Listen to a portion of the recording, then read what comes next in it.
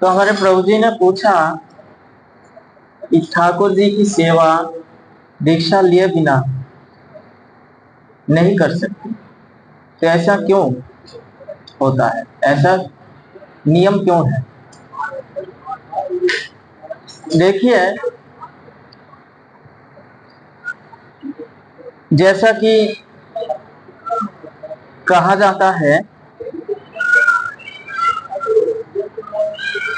ये तो कली युग है विशेष करके, है ना, विशेष करके कली युग है। तो इस युग में लोगों के भीतर जो है एक भावना, जो शुद्ध भावना होती है, तो लोगों के भीतर वो शुद्ध भावना लुप्त तो होने वाली है। कहीं कहीं मिलती है, कहीं बहुत मतलब विरल है। सब जगह शुद्ध भावना मिलना मुश्किल होता है। तो जो भी हो, इस कलयुग में एक ही उपाय है, भगवान का नाम संकीर्तन।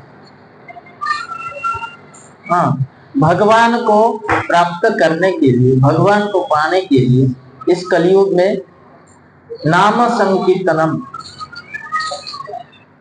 उसमें बताया भागवत महात्म्य में, यद फलम नास्ति तपसा न योगेन समाधिना तत्फलम लभते सम्यक कलो केशव कीर्तना। इस कलयुग में भगवान के नाम कीर्तन से वो सारे फल मिल जाते हैं जो तपस्या के द्वारा नहीं मिल सकता। यद फलम नास्ति तपसा न योगेन समाधिना, योग के द्वारा, समाधि के द्वारा 1000 साल तक आप तपस्या करें, 1000 साल तक आप पानी के अंदर समाधि लगाकर बैठे रहें, हाँ, 1000 साल तक आप कठोर बिना खाए पिए बिना तप करें, योग समाधि, तो उससे जो फल मिलता है, मिल सकता है, उससे भी कई गुना फल भगवान के नाम संकीर्तन से मिलता है। तो यह जो नाम संकीर्तन करना है, करना चाहिए, यह मार्ग हमारे श्रीमन महाप्रभु श्री चैतन्य महाप्रभु हमें यह मार्ग बताए। उन्होंने स्वयं आचरण किया है और आचरण करके लोगों को शिक्षा भी दी। क्योंकि अगर आचरण हमारे द्वारा नहीं होता, हम जो काम नहीं करते वो काम किसी को बताने जाएंगे तो हमारी बात वो नहीं मानते। इसलिए सबसे पहले खुद को आचरण करना पड़ता है। आपने आचर्या प्रभु जीवेरे सिखा, स्वयं चैतन्य महाप्रभु खुद आचरण करके दूसरे को भी शिक्षा दी। तो इस कलयुग में नाम संकीर्तन ही सबसे महत्वपूर्ण है। और जो ठाकुर जी का अर्चन वगैरह, जैसा कि 4 युग में 4 नियम है।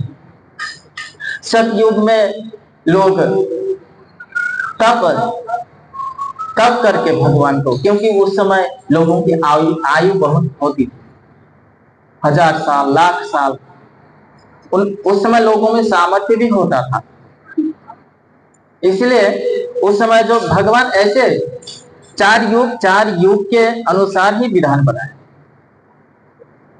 उस समय लोग तपस्या के द्वारा भगवान को प्राप्त करते थे।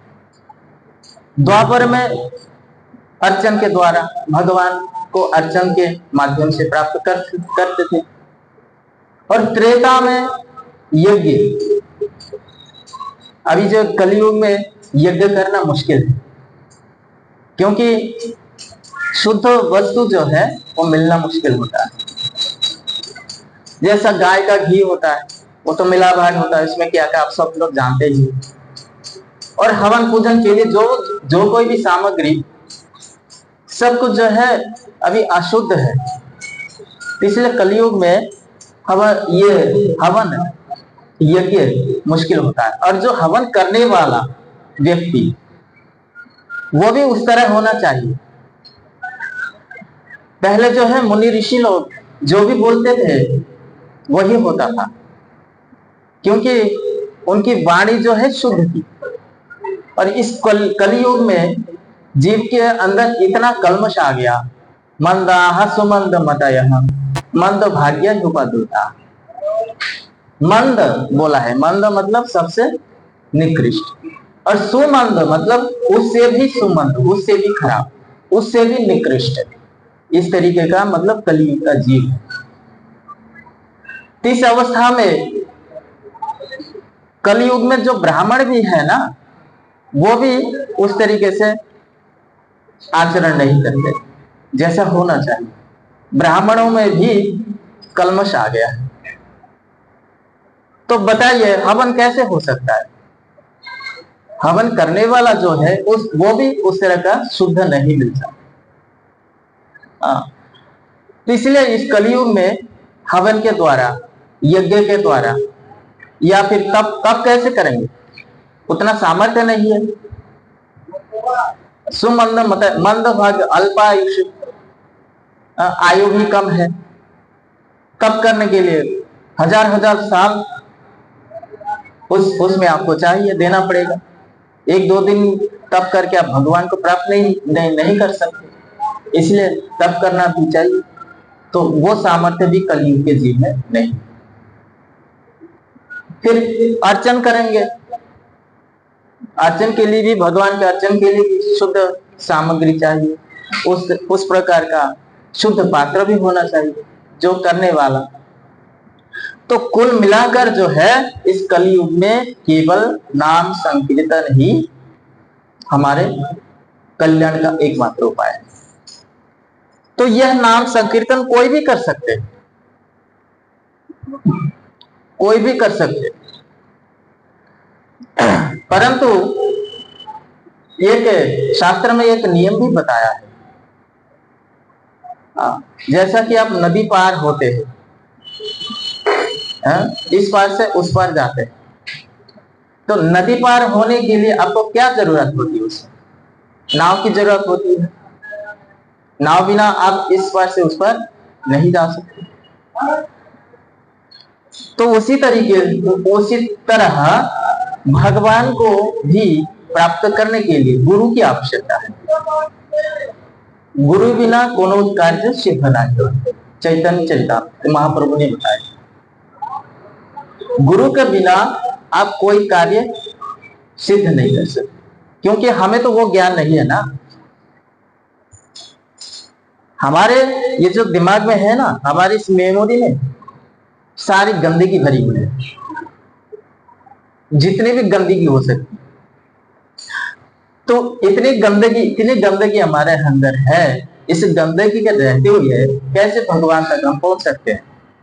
तो उस गंदगी को साफ करने के लिए गुरु की आवश्यकता है। नाम संकीर्तन तो बताया, तो नाम संकीर्तन आप ऐसे कोई भी कर सकते हैं, उसमें कोई दोष नहीं, परंतु नाम संकीर्तन करने के लिए भी गुरु चरण आश्रय ग्रहण करना पड़ेगा। गुरु के बिना आप कोई भी सफलता नहीं पा सकते। जैसा कि आप मान लीजिए प्रधानमंत्री है, डायरेक्ट आप प्रधानमंत्री तक पहुंच सकते, राष्ट्रपति, प्रधानमंत्री डायरेक्ट नहीं पहुंच सकते। उसके लिए आपको कहाँ किसके पास जाना पड़ता है। नीचे नीचे जो लोग बैठे हुए, एक एक करके जाके आप तब जाके पहुंच सकते। और हमारे प्रभु तो सबसे ऊपर है, वो तो सबका मालिक है, परमेश्वर है, तो उन तक आप ऐसे कैसे पहुंच सकते हैं? इसलिए गुरु की आवश्यकता है, गुरु बिना आप वहां तक नहीं पहुंच सकते। इसलिए शुद्ध वैष्णव, शुद्ध जो गुरु होते हैं, गुरु भी आजकल बहुत जगत में है, गुरु की भी कमी नहीं है, परंतु जिस किसी को गुरु बनाने से नहीं होगा, जो शुद्ध शाब्दे परे च निष्णातम, जो शब्द ब्रह्म, हम जो ये बोलते हैं ना, इसे शब्द ब्रह्म बोला है। हमारी जो वाणी, हमारे अंदर से आवाज निकालती है, हम जो बोलते हैं, जो हम मंत्र जप करते बोलते हैं, हरे कृष्ण, ये जो हम कीर्तन करते हैं, तो ये इसे कहा जाता है शब्द ब्रह्म। ये भी ब्रह्म का स्वरूप। गुरु से जो दीक्षा लेते हैं, जप करते हैं, वो शब्द ब्रह्म है। तो ये जो शब्द ब्रह्म और दूसरा है पर ब्रह्म, भगवान परमेश्वर, कृष्ण, श्री कृष्ण। तो इन दोनों में जो पारंगत है वही गुरु हो सकते, जो कोई भी गुरु नहीं हो सकते। केवल वो गुरु का वेश बना लिया, गुरु का रूप धारण कर लिया और लोगों को जाके दीक्षा दे दिया, मंत्र दे दिया, ऐसा करने से नहीं हो। जहां जिस किसी को मंत्र दे दे उसमें से हानि होती है। इसलिए जो कोई भी गुरु नहीं हो सकता। इसके लिए आपको यह भी सोचना पड़ेगा कि हमें कहां से दीक्षा लेनी चाहिए, किसके चरण, किस वैष्णव के, किस संत के चरण आश्रय ग्रहण करने से हमें परम कल्याण मिल सकता है, हमारा आत्म कल्याण हो सकता है। इसलिए गुरु की आवश्यकता है। अब गुरु का चरण आश्रय करके आप भगवान का भजन कीर्तन करेंगे, भगवान का नाम कीर्तन करेंगे, तो उसमें जो आपको सफलता मिलेगी, अर्थात आप भगवान को पा सकते। तो प्रभु जी ने पूछा था कि ठाकुर जी की सेवा पूजा जो कोई भी कर सकते हैं, नहीं कर सकते, अर्थात जो दीक्षित नहीं है वो नहीं कर सकते, ऐसे क्यों? इसलिए ये शुरू से मैंने आपको ये सब समझाया कि नाम तो कोई भी कर सकते, उसमें कोई बुरा नहीं है, परंतु जो नाम गुरु ने सिद्ध किया है, जो नाम गुरु सिद्ध किया है, उसी नाम को गुरु चरण में आश्रय लेकर उसी नाम को हम ग्रहण करेंगे, गुरुदेव से लेंगे, उस नाम को जप करेंगे, तब जाके हमें सिद्ध मिल सकता है। ऐसे ही आप खुद से करेंगे तो उसमें सिद्ध नहीं मिल सकता। तो उसी तरह भगवान की सेवा पूजा करने के लिए भी गुरुचरण आश्रय ग्रहण करना पड़ता है। अब गुरुचरण आश्रय, जैसे कि हम बोलते हैं, कोई आते हैं जो नया भक्त, वो दीक्षा लेना चाहते,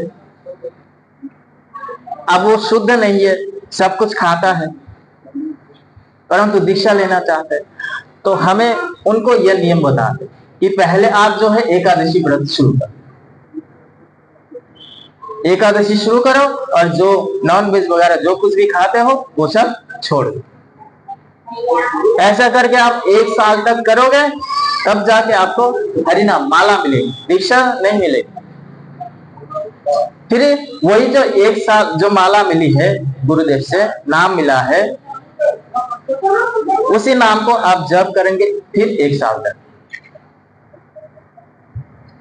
आपकी निष्ठा उसमें है या नहीं, गुरुदेव परीक्षा करते हैं, आप इसको टिका सकते हैं कि नहीं। आप मार्ग भी भटक सकते हैं, आप गुरु मंत्र दीक्षा ले लिया, ऐसे बहुत सारे हैं ना, दीक्षा ले लेते हैं कोई, परंतु बाद में वो भटक जाते, बाद में वो फिर दुराचारी बन जाते, ऐसे बहुत है। इसलिए गुरुदेव देखते हैं कि ये कर पाएगा या नहीं, फिर 1 साल तक गुरुदेव देखते हैं, देखने के बाद उनको दीक्षा मिलती है।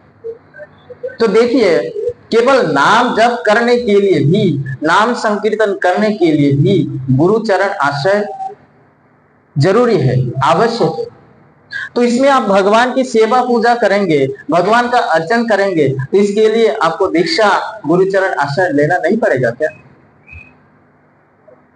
इसलिए जब तक हम गुरु चरण आश्रय बिना महत पाद रजोभिषेकम, भागवत में बताया, जब तक आप वैष्णवों के, गुरु के, शुद्ध संत महात्मा के चरण रस से अपने आप को अभिषेक, चरण रस से अपने आप को अभिषेक नहीं कर सकते, तब तक आप भगवत कृपा नहीं पा सकते, तब तक आप भगवान को नहीं प्राप्त कर सकते। इसलिए भगवान की सेवा पूजा करने के लिए गुरुदेव का चरण आश्रय करना पड़ेगा। चरण आश्रय करके शुद्ध मन से, तब आपका मन शुद्ध होना चाहिए। शुद्ध मन कैसे होगा? गुरु चरण आश्रय ग्रहण करेंगे, आपके अंदर कोई कपट भाव नहीं रहेगा ना, मैं गुरुदेव को संतुष्ट करना चाहता हूँ, मैं गुरुदेव को बहुत सारा धन दे दिया, मैं गुरुदेव को बहुत सारा कमरा बना दिया, मैं गुरुदेव को रहने के लिए बहुत बड़ा एक मकान बना दिया, मैं गुरुदेव को एक गाड़ी दे दी, 10 लाख वाली एक कार दे दी, इससे गुरुदेव संतुष्ट नहीं होते। इससे वैष्णव संतुष्ट नहीं होते हैं। वैष्णव संतुष्ट होते हैं कि आप प्रभु से प्रेम कर रहे हो कि नहीं, आप मेरे प्रभु से प्रेम कर रहे हो कि नहीं, आप मेरे प्रभु के चरणों में समर्पित हुए हो कि नहीं, तो तब जाके गुरु संतुष्ट होते। और गुरु संतुष्ट होने से आपको कहीं भी बाधा नहीं आई, सारी बाधाएं दूर हो जाए, क्योंकि मैं स्वयं इसका अनुभव कर चुका हूं। मैं स्वयं अपनी बात कह रहा हूं। जहां गुरु की छत्र छाया में कोई है ना, तो उसको सारी दुनिया, सारी ब्रह्मांड के कोई भी क्यों ना हो, वो आपका बाल भी बांका नहीं कर सकता। गुरु कृपा आपके ऊपर हो। इसके लिए भागवत में एक उपाख्यान भी है, जैसे कि वो बलि महाराज के बारे में आप लोग सब जानते हैं। असुरराज दैत्य बलि, एक बार इंद्र बैठे हुए हैं स्वर्ग में राज सिंहासन, अप्सराएं हैं नृत्य कर रही है, गंधर्व लोग गान गा रहे हैं। कैसे में है वो जो स्वर्ग में देवता लोग रहते हैं ना, वो लोग सोमरस पान करते, जैसा इस लोक में, इस पृथ्वी में दारू पीते हैं ना, दारू की बात क्या ही कहूं। तो उस तरह वहां देवलोक में एक प्रकार का रस होता है जो कि हवन में उत्पन्न होता है। सोमरस हवन से भी उत्पन्न होता है। तो वो हवन से जो सोमरस उत्पन्न होता है, वो हवन रस देवता लोग पान करते हैं। और पान करके उसी में, जैसा इस धरती पे लोग दारू पी के नशे में पड़ा रहता है कब कितने घंटों तक, उस लोक में भी ऐसा एक रस होता है सोमरस, वो भी नशा कारक है। तो वो जो है मतलब वो दारू की तरह नहीं होता है, वो एक वृक्ष का रस होता है, और वो जो है यज्ञ में प्रकट होता है। एक वृक्ष का होता है अलग सा, और यज्ञ में एक प्रकट होता है सोमरस। तो वो रस जो है देवता लोग पान करते हैं। वो पान कर रहे हैं और अप्सराएं और नृत्य कर रही है, मनोरंजन, इंद्र का मनोरंजन कर रहा सब लोग वहां पे जितने भी हैं। इस अवस्था में देवगुरु बृहस्पति वहां पे पधारे। आए, इंद्र तो अपने में मस्त है, गुरु जी आए हैं, गुरु जी देख कर भी नहीं देखा, अनदेखा कर दिया। फिर गुरु ने देखा कि ये तो अभी भोग विलास में मस्त है, यहाँ पे अधिक देर तक ठहरना उचित नहीं। गुरु का सम्मान वो बिल्कुल नहीं किया। गुरु जी आए हैं कि एक हाथ जोड़ करके कुछ बोले या कुछ करे, बैठने ना दे, कम से कम हाथ तो जोड़ करे, गुरु जी प्रणाम, ऐसा कुछ भी नहीं किया। तो उस समय देवगुरु बृहस्पति असंतुष्ट होकर चले। इंद्र को कुछ बोला नहीं, असंतुष्ट भी नहीं हुआ, मतलब इंद्र अभी तो ऐसे ही भोग विलास में मरते हैं, मैं यहां से चले जाता हूं। तो देवगुरु बृहस्पति वहां से चले। फिर इंद्र को बाद में जब होश आया, तब अरे अरे अरे, ये मैंने क्या कर दिया, ये मैंने क्या कर दिया, मैं तो गुरु चरण में अपराध कर बैठा। तब इंद्र चारों ओर देवगुरु बृहस्पति को ढूंढने लगा, कहीं उनको नहीं मिला, कहीं भी नहीं मिला। तो इस अवस्था में देवताओं के प्रति गुरु कृपा नहीं रही। गुरु कृपा कितनी शक्तिशाली होती है, इसके लिए मैं आप लोगों को बता रहा हूं। तो देवता लोगों को देवगुरु बृहस्पति कहीं नहीं मिला। इसी अवस्था में जो बलिराज असुरों के गुरु बलि महाराज, उन्होंने क्या किया, स्वर्ग पर चढ़ाई कर। स्वर्ग पर चढ़ाई करने के बाद वो तो हार गए। इंद्र इतनी शक्ति, तीनों लोगों का स्वामी कहा जाता है इंद्र, हार गए।